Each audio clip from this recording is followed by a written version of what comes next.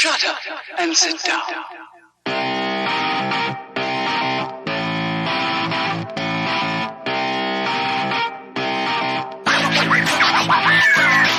Hello everybody, welcome to episode 322 of Third Shift.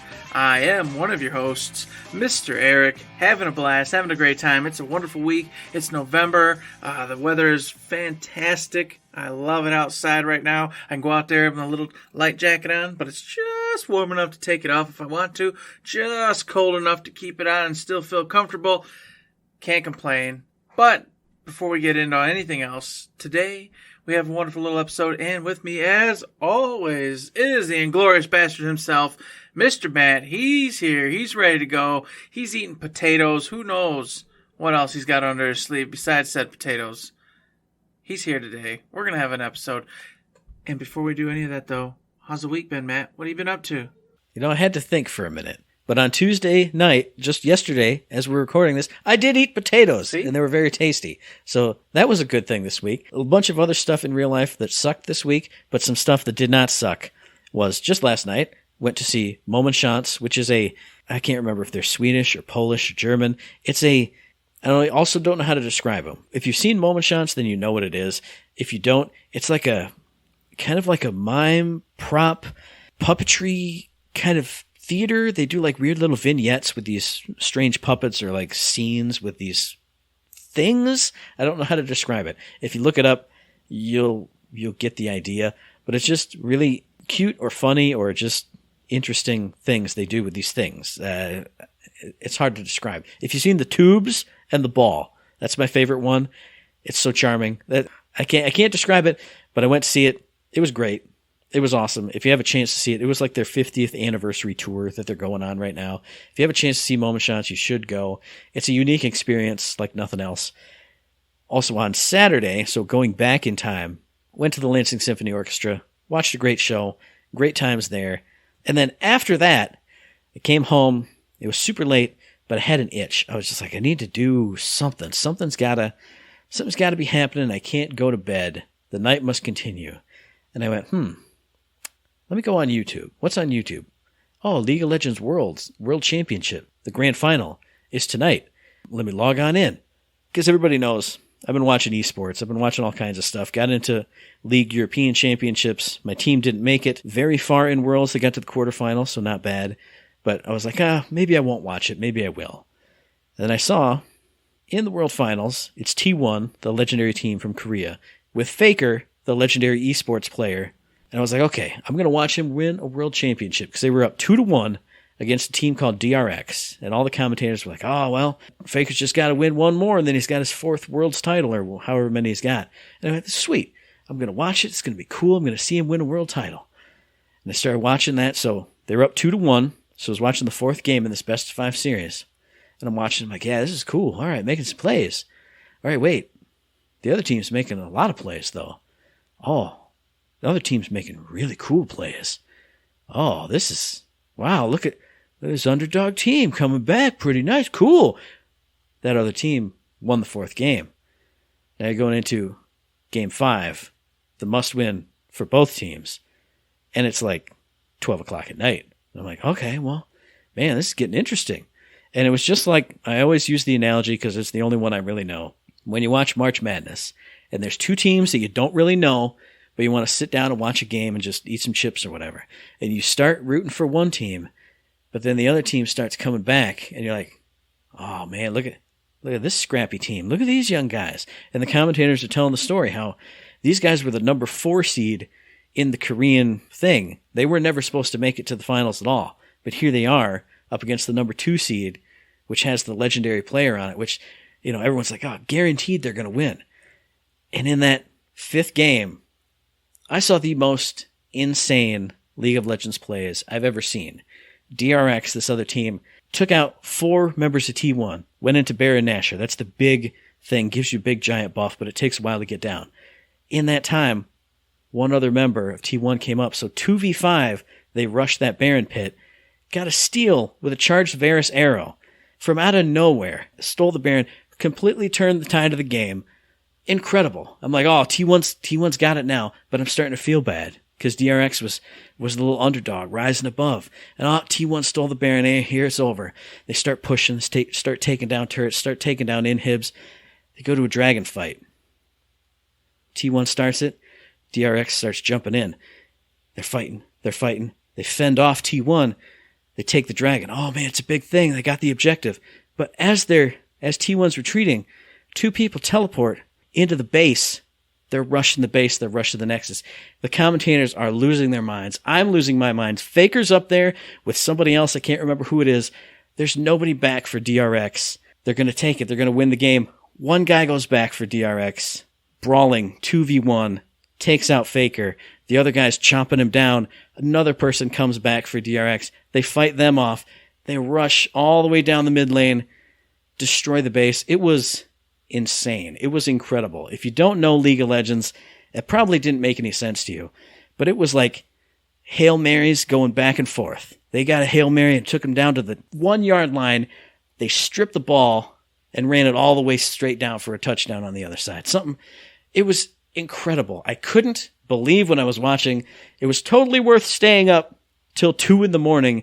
to watch all that, to watch all the post-match stuff, seeing people tears down their faces, players shaking because they were so close to winning the world title and they blew it, and they had history with the people on the other side. Oh my God. It was incredible. I get why people love esports. I did already, but I get it like doubly, triply now. It was incredible. It was awesome. And thank God it was daylight savings time, so my 2 a.m. turned into 1 a.m., so it wasn't so bad the next day. Then on the video game front, I'm going to leave one thing on the show notes off. Been playing Persona 5 Strikers, scrambling through it, just having a ton of fun, just eating and chewing at it. But I've been at so many shows. I got a show coming up tomorrow night. I'm doing this show tonight. I haven't been able to play it for a few days. That's all I want to do, is play that. But the other thing that I do want to do is play Final Fantasy VI Pixel Remaster. Got to stream in on Monday night, doing the voices, having a bunch of fun. Jeez, golly, what an awesome game. What an awesome time. What an awesome fun I have on the stream. I don't even know if anybody watching enjoys it, but I enjoy it. And I have just a fantastic time with a fantastic game, and it feels good. And that's the perfect way to end out how my week was. 2 awesome games, having a great time in them anytime, real life things that are great. It's a wonderful week. How about your week? I'll tell you my week, Mr. Matt. Friday comes along, we're like, oh, we should play games together, but, work went crazy. Besides the point, I was like, all right, I'm still going to play with Matt, even though work was bananas today. It's going to be okay. But you know what I'm going to do? Matt don't like to play while the kids are still up and running around and things are happening. I'll get on Yakuza. This will be my chance. Get a couple hours in. Probably should be able to beat it before 8 o'clock hits, no problem. And if not, I can probably save it, shut it off. So I start playing. Then AM Tower came up. All of a sudden, I'm doing this. I'm going to fight. Okay, it's still okay. All of a sudden, this happens. Okay, I just go up these towers. Okay, another fight happens. Oh, my God. All right. 8 o'clock hits. 8:20 hits. Still okay. Kids are just now going to bed. So I'm like, well, I'll tell me I was a little bit late start. Whatever. Kids haven't just gone to bed. Got in there. Can't save. Okay, well, this can't be much longer. I feel like this is the last fight. It's Tendo, It's gotta be right there, and then probably maybe one more big battle. If that, it'll be right after that. Click. And of course, I texted you, hey, just letting you know, kids are put down, but I gotta beat Tendo here, and then we should be good to go. And you went, nah, see you later, dude. It still might be good. I'll text you when I'm done. Now, mind you, it wasn't as bad as it seems. I did get done. I think it was 9:30, something along those lines. Yeah, 9:30. And I went, man, I'm done. He went, nah, too late. Suck it. I went, damn it. Come on. It's only 1 hour late. 1 hour and 20 minutes. Like, yeah, it's not bad. But and it wouldn't be bad, but I also know that the last time you were on the shift that you're on, it was 10:30. It's about 10 o'clock. Now, as the story continues, all right, fine, I'll watch some anime, check you later, have a great night. Started watching some shows, had a couple beers. Next thing I knew, I woke up in my chair. It was like 12:04 or something like that. And I went, what's the last thing I remember? What happened? It's like 10:12, I think. It was the last time I was looking and watching one of my shows. So I fell asleep. I'm like, God dang, man, this sucks. This is the worst. And of course, at that point, you can't salvage anything. Yeah. I'm not going to stay up like uber late and then be miserable. So I just hopped into bed and called it a night. But it was still awesome. I beat Yakuza like a dragon. Had such a good time with it. But glad to be done, definitely.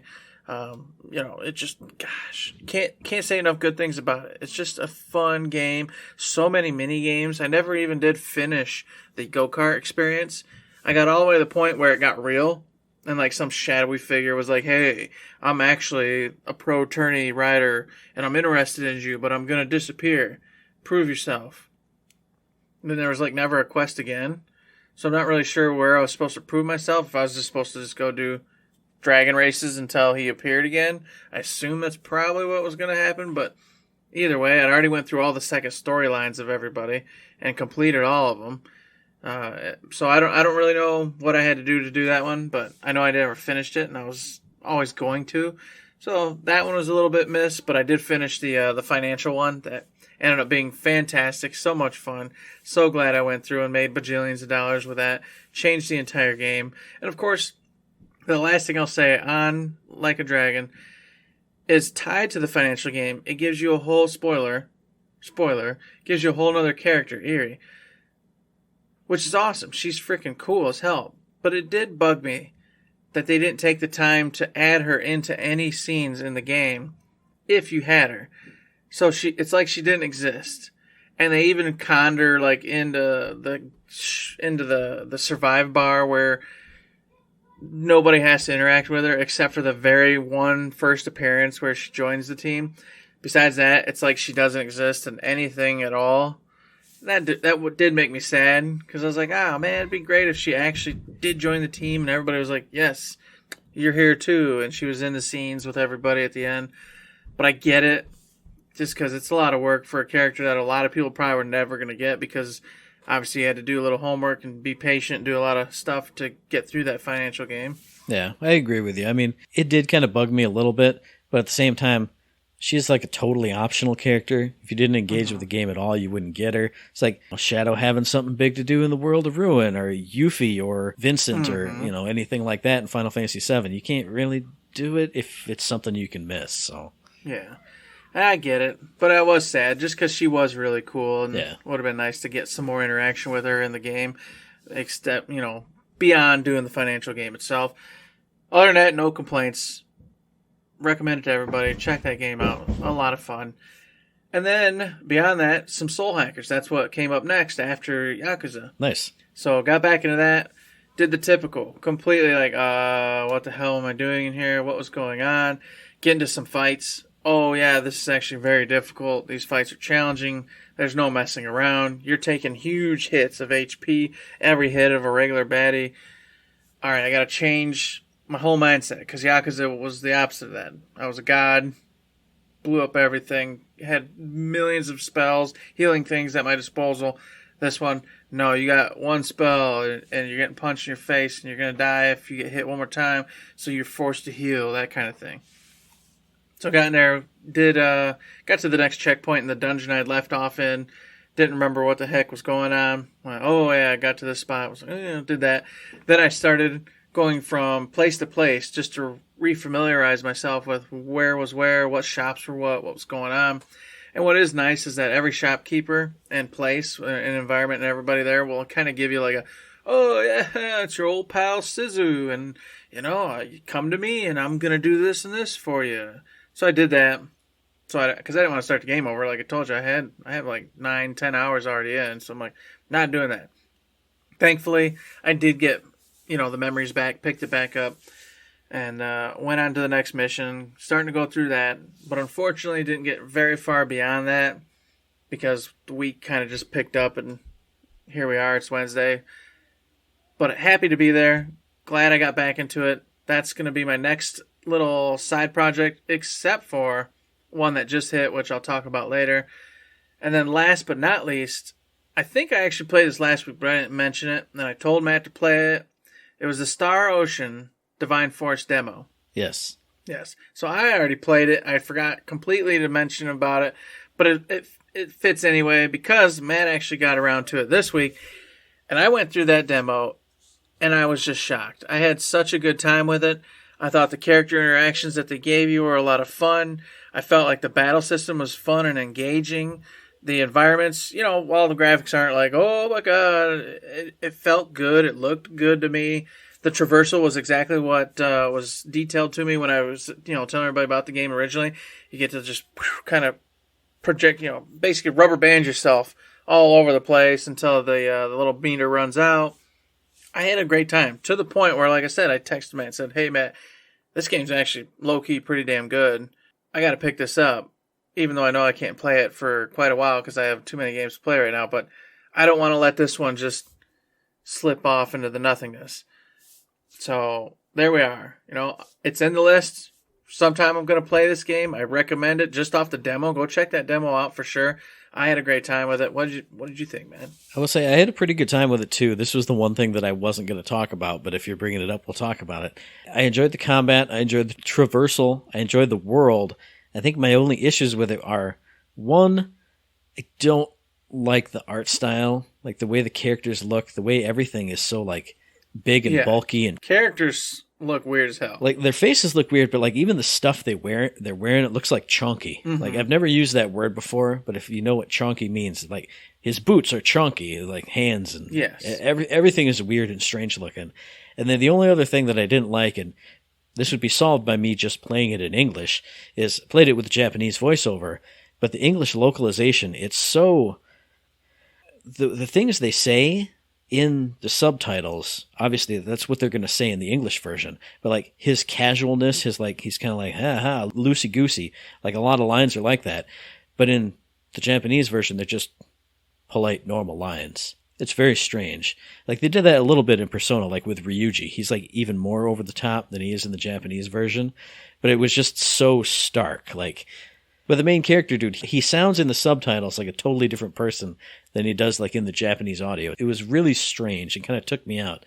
But when I was running around in the world fighting monsters, using the thing and getting like the weird side attacks and the back attacks, that was a lot of fun. Like I had fun just zooming around in there. And even before you got the zoomy thing, even just using the abilities. Once you got a couple abilities, I'm like, okay, well, I know this character's wind-up takes about 2 seconds, and it's about a second and a half for my wind-up to do the big combo thing.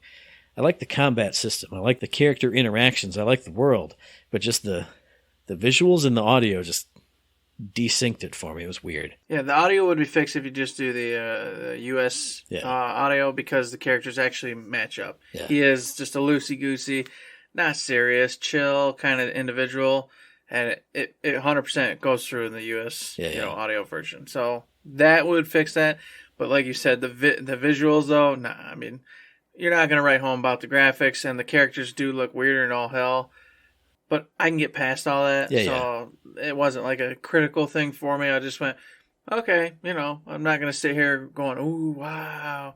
Oh, this Vista's amazing. All that characters' facial animations. Wow, I'm just blown away. Yeah, I think if I picked it up on a sale, put it on the English VA, I would have a lot of fun with it. So it's on the list of like, if I have an opening and I need a slot to fill it and I can get it for, $10-20 off or whatever, I think I would definitely pick it up. Exactly. That is the way to go for a sale. That's going to be a steal for anybody. So that's the last thing I've played and done. Nothing else besides that this week.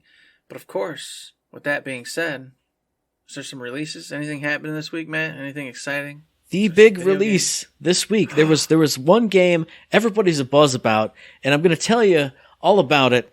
Oh, yeah. It's the only game that's worth the buzz this week. No, I'm lying. That's a bit for the show. Don't worry about it. I'm not being serious. It's Sonic Frontiers.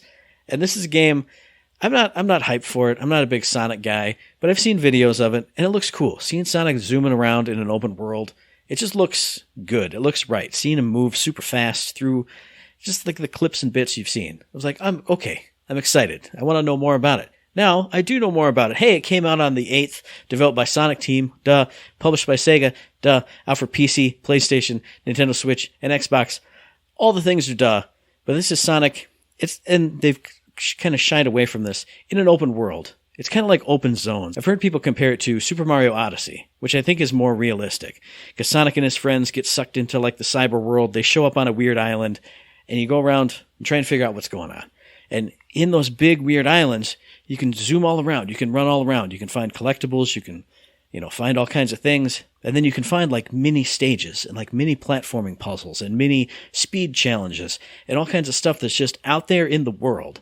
So that's why I think the Mario Odyssey comparison is kind of valid, because you can find all kinds of little mini activities to do as Mario, and then you can jump into a stage, which in here there's like little cyber stages where you jump in as Sonic, and it's a time attack or a ring collect attack or getting specialty rings, and it's either 2D or 3D, like little bite-sized stage. Like think of maybe like a Sonic Adventure stage. You kind of buzz through it real quick, you get your ranking at the end of this cyber thing, it pops you back out into the open zone on that island. And like I said, you can run all around. You can find rails to grind, platforms to bounce off of, little bumper things. You can find enemies to fight. All kinds of just, I don't want to say random, but it kind of feels that way. As you watch players zoom around the world, oh, what if I grind this rail? Well, it takes me up here, and if I climb this little tower thing, at the top I get some collectibles. Or at the top I find the entrance to another cyber stage. And as you get collectibles, it unlocks more things that you can collect and earn. Obviously, at the end of these big islands, you get a Chaos Emerald, one or two or a bunch, and then you fight a giant Titan. And what I've heard is that is the coolest part of the game, because you are doing all kinds of awesome Sonic-type stuff. I mean, obviously, you're running all around, rolling around at the speed of sound like he always does, but these big Titan battles have unique mechanics, and I think only one video review I saw spoiled one of them, where it's like you're fighting this big Titan thing, and it goes to like a total top-down perspective, and around the edges of the battle arena, there's lasers all around. But since Sonic goes so fast, at some point, you can spin up fast enough that you're bouncing and ricocheting all off of those, doing a bunch of damage to the boss. So I've heard those are a ton of fun. The cyber stages are a ton of fun. The platformings can be a lot of fun as long as you don't get kind of finicky with it. But what I've heard is you come up to a platforming challenge, and sometimes it'll automatically crack you into a 2D plane, so you don't miss a jump to the left or the right. It's just forward, and you're going in traditional Sonic style. So, I don't know. It's a game that I want to play, so I don't want to know too much about it. I don't want to see too many bosses. I don't want to see too many stages, because it feels like they're finally starting to get 3D/2D Sonic right. And that open zone environment really excites me, because just watching people zoom through this island, that island, there's a desert one, there's this and that, it excites me. Just being able to, even for small instances, run free as Sonic and feel the speed. And the speed is real. When you get all the rings and you have the boost ability, you are zooming so fast and so ridiculously. And the other thing that does kind of excite me is they show one of his new abilities. It's like the Psy Loop, I think it's called, where you leave a little trail behind you and you circle around enemies. When you complete that circle, it does like a Dragon Ball Z type of like battle. It knocks them up in the air, and then you can follow them. For open world Sonic 3D combat, I think that kind of changes the game, because usually it's, if you're moving fast, you just jump up and homing attack. Here, the speed is part of the attack. If you're zooming fast and you see a group of enemies, do a little circle, and then you pow, and then off to the races again. So, I don't know. This is one that I'm not a huge Sonic fan. I wasn't super hyped for this, but seeing footage of it, seeing the beautiful graphics, hearing the awesome sound, seeing it running at 60 FPS in the performance mode, it just looks great. It looks like nothing else. If you like fast action moving stuff, if you like Sonic at all, you should definitely check it out. Even maybe lapsed Sonic fans, give this one a shot. I don't know if there's ever going to be a demo or a game trial or whatever, if it'll ever be on Game Pass, or if you just want to get it on a sale. I'm interested. I'm not a big Sonic guy, and I'm interested. So check out Sonic Frontiers, everybody. Well, it's funny you mentioned Sonic, because I had a streamer up the other day, Bruce Green. He was playing Sonic Frontiers, and I grew up on Sega, so, I've played lots of old-school Sonic games, done all that. So I have a passive interest, but like you, I wasn't particularly interested in this one. It wasn't like, oh, I must get this. But I was watching him, and I think he was going up against the Guardian, which are like these world bosses that sometimes appear in the open world stages. And I'm not 100% sure on that, so don't quote me, because I was just passively watching as I was doing my own thing. However, it was this bird, and this bird kind of like set up this track behind it, and it was like shooting at him. Oh, yeah. And like you said, he was using his boost and had to get past it, and the music for that was just popping. And I was like, oh, So I paused what I was doing and actually turned it up and watched him go against this bird. He had to keep on the track, dodge the bullets. The music was going. Yeah, it was a lot of fun. It looked really cool. So a lot of the games like that, yeah, definitely. I don't know, man. That was kind of piquing my interest and made me go, oh, maybe I should, like you, wait for a good sale and pick this sucker up or something. Yeah, the big set pieces, I think. I've seen bits and pieces of them. I saw a bit of that one. The big set pieces look like nothing else. Like they're built for Sonic type speed. It looks crazy. It looks good. I've heard like the only iffy stuff is some of the platforming stuff. If you fall off and it's sometimes hard to get back up. But I mean, that's how Sonic has always been. He's best when he's going fast. This gives him a lot of opportunity to go fast and look cool doing it. Yeah, for sure. We'll keep an eye on it for now. But a game I don't have to keep an eye on, Matt, because it's already purchased. In fact, I already popped it in right before the show so I could at least get a morsel, just a morsel of it before we got going. God of War Ragnarok, everybody. Sony Santa Monica Studios has put it out there into the world. It's out right now as I speak for the PlayStation 4 and the PlayStation 5. You can get it. It's the successor, this sequel to God of War 2018. It picks up.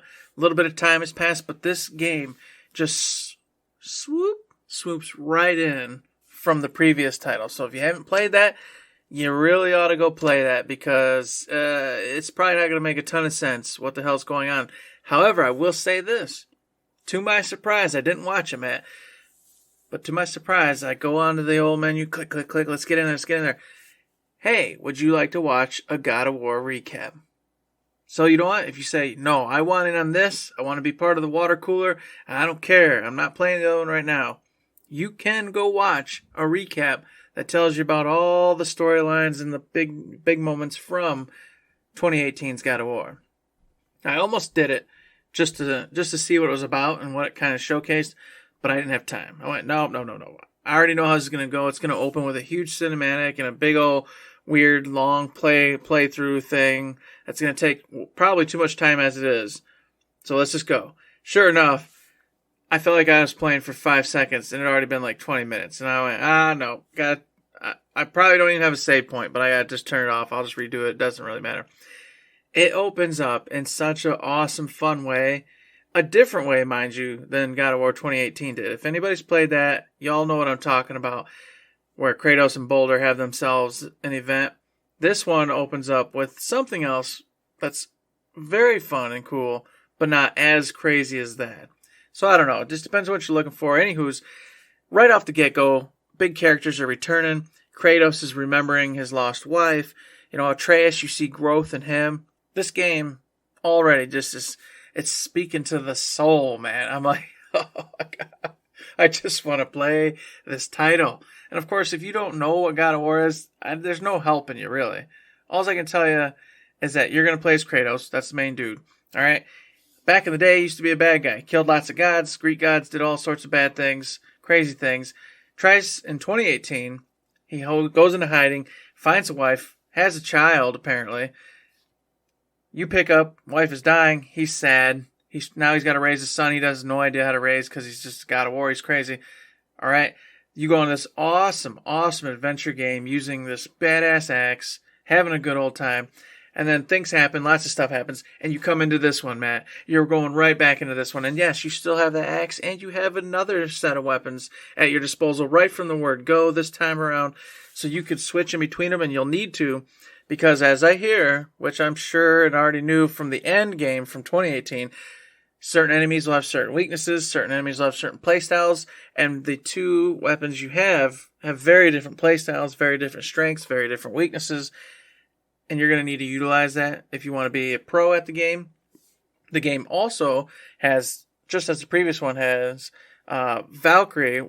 This one doesn't have the Valkyrie. This one has Berserkers, but the same deal. So you'll get to come across very rare and cool bosses who can help you. You can bypass them.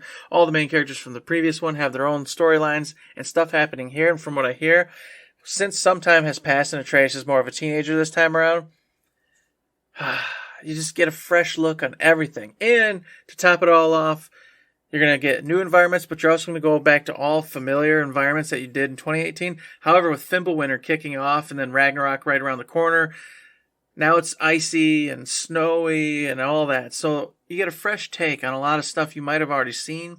Not to mention the characters have moved on with their lives and you're going to encounter all that. Just a wonderful, wonderful thing so far. I've gotten literally almost nowhere in it, but I can't spoil myself, so I couldn't go give you any big in-depth, stuff because I'm not looking at anything because you know how those trailers do it. Oh, look at how cool this is, and then all of a sudden you're seeing a boss you didn't want to see, or an event with a character whom you loved doing something crazy, so you already know something bonkers is going to happen that you didn't want to happen, or you did. Doesn't matter. I can't go into that. I can only tell you right now what I know based off 2018's God of War and the few minutes I played. But this is a wonderful title. 2018's got Game of the Year already written in the past on it. This game has already been forecasted as a big contender for Elden Ring. We'll see where it goes. I'll be able to have my own input because I'm going to be playing it as soon as this is over, and tomorrow, and the next day, and the next day, and the next day, and the next day. Go check it out. Everybody's going to be talking about it. You ain't going to be able to miss it. Now, see, I'm going to pull an Eric on this one. You're no. completely unexpecting it, but it was Monday. It hadn't been released yet. So right before my Pixel Remaster stream, I got on my little iPad onto Twitch, and someone was playing God of War. And I went, I don't know if it's the new one, the old one, whatever. But I clicked on it, and the person, had a little chair in the corner, and they were fighting some big dragon boss that was like leaning over some mountains. Mm-hmm. And, it started off the stream, it just kind of looked like video game, but then it popped up to like 1080p quality. And I'm looking, just on the iPad, maybe about that big. This is the most beautiful thing I'd ever seen in my whole life. I went, this must be has to be the new one. Somebody got it early and they're allowed to stream. It's so gorgeous. I can't believe it. Like I was watching it, and I will say the gameplay didn't engage me super much, and maybe it was just how the person was playing. But I was like, how can video games look so good? I was drawn in. I've said it before. I've said it already. I couldn't believe it. It looked incredible, and I went, that's really what these games look like. Maybe I actually need to play this game. It was inconceivable to me. Kratos looked good. This dragon thing looked good. Just the mountains and the sky. Unreal. It's unreal. It is gorgeous. It's just a marvel to behold. And the new one, right from the word go, already just spectacular, gorgeous looking. I'm like, oh my God, I'm just in for a ride. It's like right as you're going off that roller coaster, and it's chunka, and I'm just like, oh, my little feet are kicking, man. I got the tingle jingles going. You know what I'm saying? I'm ready for it. I can't wait. I'm so excited. I just want to put all the time in the world into it. And like you said, it looks gorgeous already. The previous one, the remaster they did for it for the PS5, fantastic looking. Just like you, I got caught up watching a couple of streamers playing it. And funny enough, one of them got to that dragon fight too. And I was like, God, I remember that. Holy crap, that was so much fun. And it looks even better now. Woo, I'm in for a treat. Man, oh man, but you teased it. Now, like we mentioned earlier in the show, work's been crazy. I couldn't think of a good topic, but you mentioned it. Everybody's been talking about it ever since before God of War Ragnarok released. Everyone's been pitting it up against Elden Ring. Game of the Year. Which one's going to take it? Which one's going to take it? And then on the weekend, pating, I got an email on my little phony phone. Hey, the Game Awards are streaming on the 8th. And I went, what better possible emergency topic than some thoughts on the Game Awards? Obviously, no nominees have been announced. It's only a month away and still nothing. Mm-hmm. Yeah, that's strange. I feel like it's usually out by now. Yeah, I feel like it's really weird. They'll probably drop it tomorrow when we would normally do the show. But I thought, neither one of those is my game of the year. But I was like, it would be a good thing to kick around. Which do you think is going to take it? Do you think there's any sleepers? Because while I was looking at people's tweets all about God of War and Elden Ring, other people were saying, yeah, but what about this game? What about that game? So I went on IGN's top-rated games 2020. There's a million games that came out that everybody freaked out about in the early part of the year that I've completely forgotten about. So I listed out a bunch of indie games, a bunch of big games, a bunch of action games, a bunch of RPGs, all kinds of stuff on my end. Maybe just a little kick around of like what you think could start taking some of these topics. Obviously, like we said, no nominees, no nothing, but just from what's out there, what you're thinking about. What do you think? What do you got? Give me something. Oh, man. So, do you want to start big? Just like the game of the year, like contenders, I think, that are going to be there? Like legitimate ones? Yeah, let's start with that. All right, we'll start with that, and we can mosey around and screw around with some of the subtitles and see where we end up. For the big ones, Matt, you got God of War. That's going to be there. It's no doubt. Well, that I thought was a good discussion point. Obviously, it's here now. The awards are in a month. Mm-hmm. Is that too soon, though? No. I don't know what their rules are. I mean, I feel like it's probably not, but to me, it just feels too soon. Like, normal humans have only touched it now, you know? It definitely won't be too soon, because the justification will be that people have had a week, maybe even 2 weeks, to play. And I think this is precisely why Jeff's holding back. Mm-hmm. I think he's waiting to let enough citizens play the game. Fair. Because all the critics, the ones that really matter, the people that really matter for the voting. They've played it and beat it already. They already played it and beat it. All of them. So he's good on that end. He doesn't have to worry about it. The people voting, the real ones, have already voted. Because as we know, the people vote's just a fraction of the count. It's kind of not going to sway anything in reality unless there was like some kind of incredibly close call, which typically that's just not going to be the case.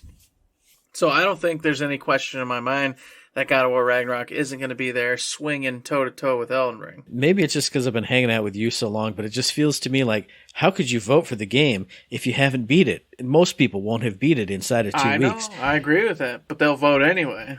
But then when I think of my Game of the Year list, I'm going to make maybe some of these games I haven't beaten. So it was just weird because it's here and then people are like immediately there. I don't know. It was weird to me. But obviously I agree with you. If he doesn't say it's too close, that will definitely be there. Obviously, Elden Ring will be there. That was the big juggernaut from March or February from the first part of the year. Yeah, very beginning of the year. Yeah, that's got to be there. Then I was going down this list. What about Horizon, Eric? I only know one person who talks about Horizon, but I feel like that one's like forgotten now. I feel like it's going to be there, but I feel like it has absolutely zero chance. Because just like you said, I think this was a come and a go. I think Horizon Forbidden West came. The people that wanted to like it, liked it and enjoyed it. And the people that didn't care or were just mad were so busy and beholden by Elden Ring still at that point that it didn't matter. They shadow played Horizon and then kept leaping back off to Elden Ring and talking about Elden Ring. I think Elden Ring took all the air in the room and completely threw Horizon into a garbage can. That's just the way it is. And it happens. It happens all the time. But I think Jeff's going to pop it in there because it is a pinnacle of PlayStation. You know, that's a top-tier game. That's something PlayStation spends a lot of money on to advertise and put out there. Aloy is a main character, you know, in the whole PlayStation logo. That's who you see now. So I don't think with his relationships to PlayStation, to everybody else for that matter, he's not going to let that just slip by because the production on Forbidden West is fantastic. You know, the quality of that game is top notch. You can't deny it's a great game, but I just don't think it has the remembrance, the know that it needs to get any sort of real record, you know, any sort of ground, anything. It's dead. It's sad to say. And it's weird because I brought it up that way that I feel like it would be it's like a forgotten game in there. But maybe just for the popular vote, if you haven't had a chance to beat God of War, but you are you are mainly PlayStation gamer and you're not into Elden Ring and stuff, well, maybe Horizon is your Game of the Year or your Game of the Year vote. Maybe it's like a sleeper pick. Maybe it doesn't go, you know, completely forgotten, but it's, you know, top 3, top 5. I don't know. I just, honest to God, think that it's going to be just like last time Horizon was in the Game of the Awards. It was in 5 or 6 areas, and it lost every single one of them. It didn't place in any of them. I feel with my bones that that's going to be a repeat this time around too. That it's going to be there, and everyone's going to go, oh yeah, that was a pretty fun game, but, well, I think this one did it a little bit better. This one did it a little bit better. Yeah, I feel like if you're right, and it's in a lot of categories with something like Elden Ring, if they don't split that out into, if they're both in for action-adventure game, I think Elden Ring would steal it from it. Mm-hmm. But if they like carve Elden Ring into like RPG where it can just steal that, even though it is, but it's not, you know, maybe that would be the case. But I could see it taking like best action adventure game because God of War would be more like action game. This would be action adventure. It could maybe, get thrown a bone there. Something. Squeak something out of it. Yeah. Which I agree with, and hopefully it does. It deserves some sort of prop somewhere. It's a terrible tragedy that it keeps going this way for Horizon. Mm-hmm. But a game I think that's going to be an actual contender for Game of the Year, Matt. Cult of the Lamb. I think this one has a chance to not win it. I'm not stupid, but I think it's going to be on enough people's radars as their favorite game of the year that some, niche websites, some niche places will give this game of the year. I do agree with you. I was thinking just specifically of the Game Awards. They usually have one or two indie games in there. Mm-hmm. And I think that could definitely be one of them. And depending on how you define indie, I think Stray could be in there too. I don't think it would win, but I think that's another one where maybe you're not a big action gamer. You don't like Elden Ring. You don't like God of War. You don't like this or that. Maybe that snatches up a bunch of votes and gets, like I said, I don't think it would win, but maybe it's like number 2. And I could see, like you said, other publications, smaller websites, especially if you're focused towards more indie level things, even though it was a Sony PlayStation, Studios production. Maybe that gets Game of the Year. I could see that snatching up some stuff too. I see Stray getting mentioned. I really do. I've played and beaten it. I enjoyed it. I've talked about it before.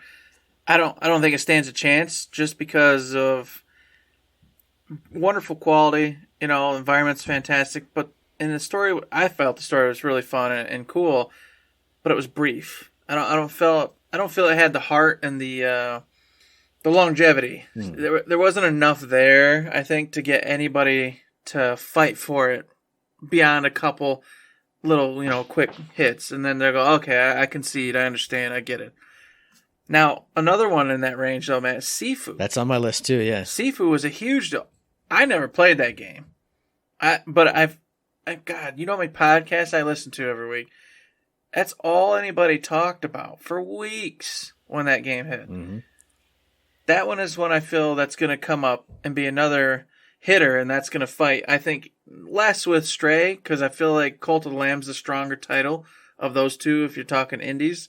I think those two, Sifu and Cult of the Lamb, are going to be the two big indie contenders for Game of the Year, which neither will win, but then that leads to the other area of Indie of the Year, where you will see Stray, you will see Call of the Lamb, you will see Sifu, and there will be an actual battle with those particular games. It's a weird one because as I was going through that list, Best Games of 2022, I saw Sifu on there and I went, isn't that from a million years ago? Because of the time warp that time is these days. But I feel like that's one that, if you put it in Game of the Year, it'll get some sympathy votes, but I feel like that's one that, just like with Horizon, it came and it went, mm-hmm. and then especially got swarmed up by Elden Ring hype. But I think if you put this into something like Best Action Game, that can win it, because that combat system, again, I never played it, same as you, but just seeing it and feeling like the physical, chunky gameplay, those hard hits and stuff, you could maybe win that one, unless something like Bayonetta 3's in there. I think that is definitely going to take something like Best Action Game. But, oh, yeah. I mean, I haven't played it. I still want to. I don't hear as much buzz about it, but I think that you got to throw that in the Game of the Year conversation too. Bayonetta 3, that'd be like your big Switch one that kind of comes in, that if you don't have PlayStation, you're not going to vote for Ragnarok, you're not going to vote for Horizon, you're not going to vote for Elden Ring. If you're a Switch player, you're voting for Bayonetta 3. Well, and plus Best Action, Bayonetta is going to take it by a landstorm anyway. It's all action. It is literally all action. That is all that game does and is action. So for anything else to win that, in my eyes, would just be ridiculousness, because it's been received extraordinarily well. From all I hear, it's fantastic beyond belief. I can tell you from my previous experience with the original, not the two, but for the original, it was nothing but fun. Nothing but go, go, go, go, go, go, go, go, go, except for your little reprieves in the shop, upgrade weapons, armor, etc., all that good stuff. But beyond that, nothing but action. I don't think we'll even see it in the Game of the Year, though. I don't think it'll be in those nominations, even though maybe it should be. The last game that even has a chance, I think, of being in the Game of the Year spot, which won't win, but it will also probably win in Best Family Game, is the Kirby that came out this year. Oh, yep. That was another one. people, blah, blah, blah, blah, blah, blah. Oh, it's just so much fun. Oh, it's the best. It's so much fun. So much fun. What an adventure game. What an adventure game. Blah, blah, blah, blah, blah, blah, blah. The abilities are such a great time. I didn't play it. My little brother, Jared, he played it, beat it, told me to play it. You gotta play it. You gotta play it. You gotta play it. But I just have too many games. Couldn't get to it. But he talked it up and down. Said it was so much fun. So wonderful. Such a family fun game. Or just a game for you anyway. He said it had a little bit of everything for everybody. I think that has a chance of being like the, hey, here's a Nintendo game. Well, it's not Nintendo, but you know what I'm saying. It basically is. Mm-hmm. In the Game of the Year category. But obviously we all know it'll probably just go in Best Family Game. Even though technically it's not a family game because I think it's a solo game.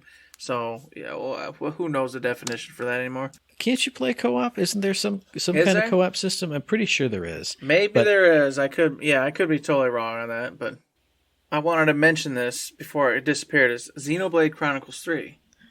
I put it on my list and I was going to say, what do you think about that for best role-playing game? And then I said, Eric doesn't know anything about it. He's got a sealed copy of it. It's a sealed copy sitting right there. I think it's going to take it without any contest, to be honest. Okay. Nothing but good words about it have I heard across the board over and over. There's a huge following and fan base for Xenoblade Chronicles.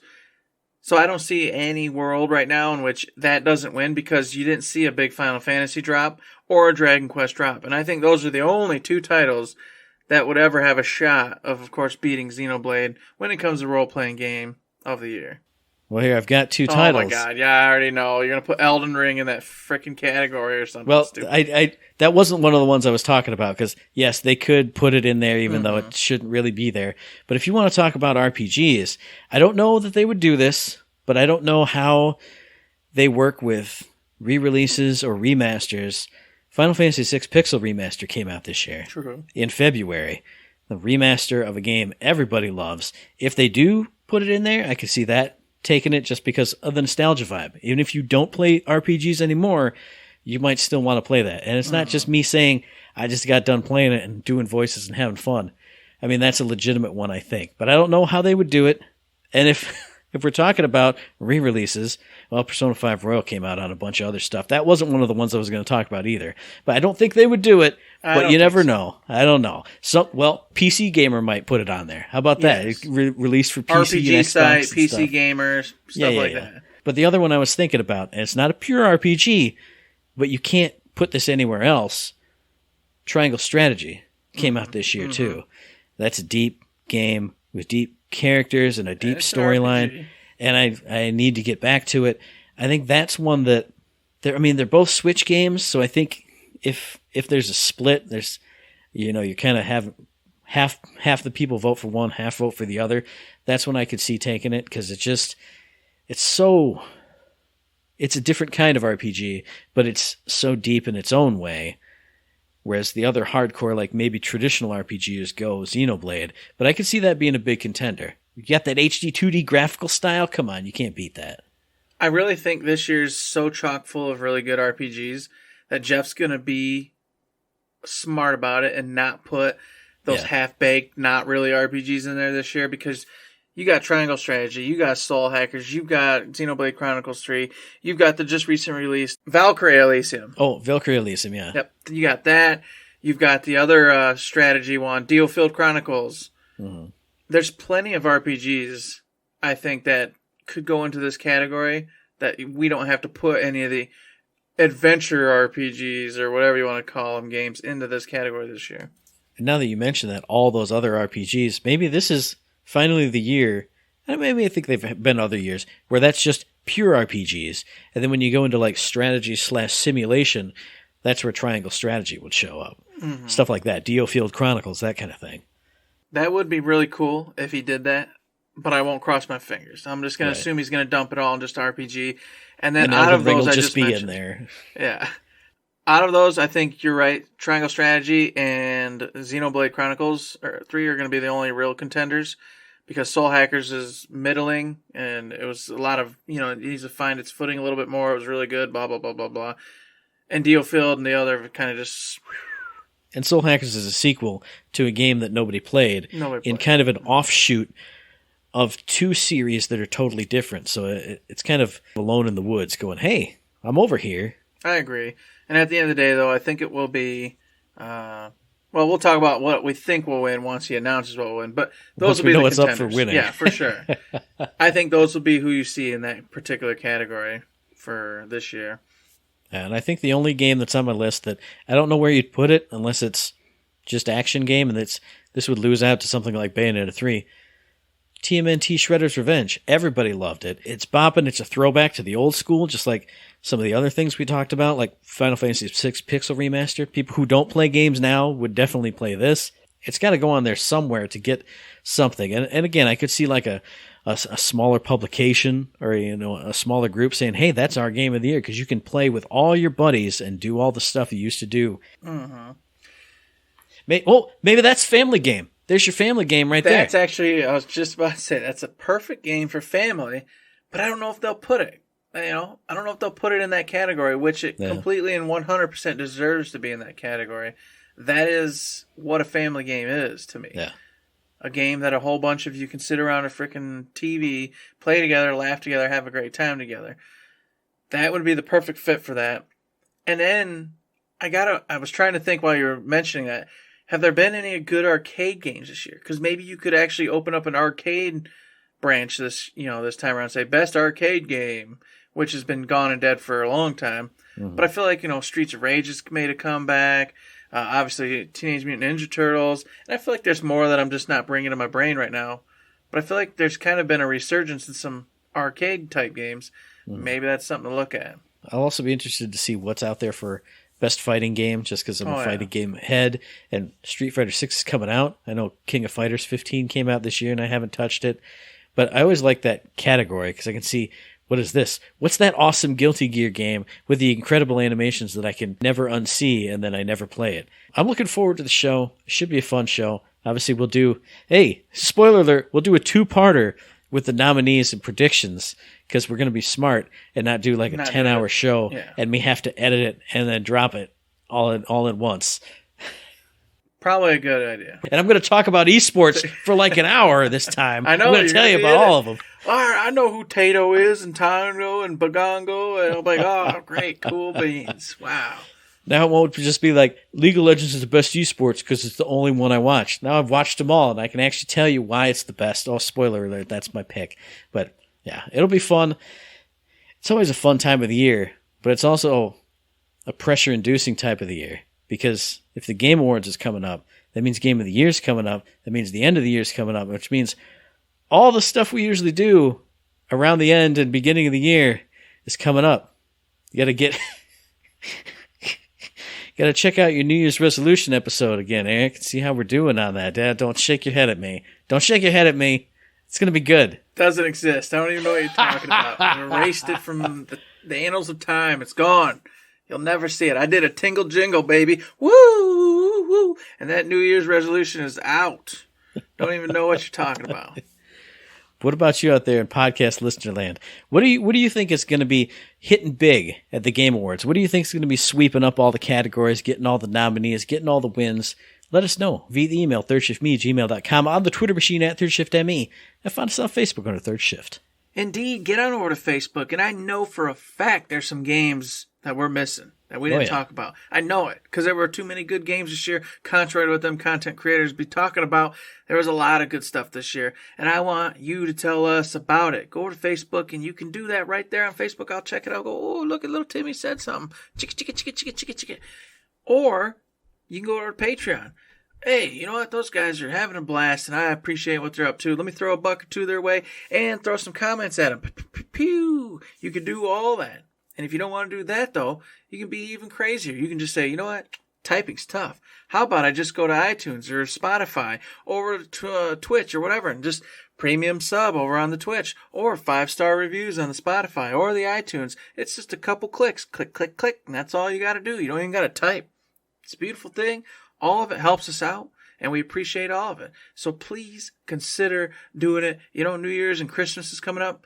Think of it as a Christmas gift or a Thanksgiving gift or a New Year's gift to your old pals, Eric and Matt. Come on now. And also think about listening to that very next episode, which will be dropping on or around the 17th of November on iTunes, on Stitcher, on Podbean, on Spotify, and on YouTube. And as I always say, hey, if you like what we're doing and you'd like to help us out, please give us a like, a rating, a review, a comment, a subscription, any kind of good thing on any one of those good services, because it does help us out, and we really do appreciate it.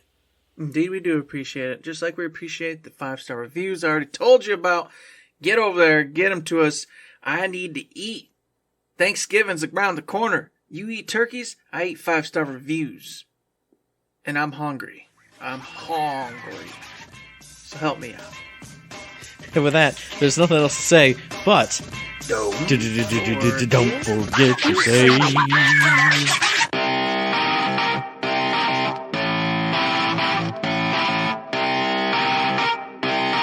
Shut up and sit down.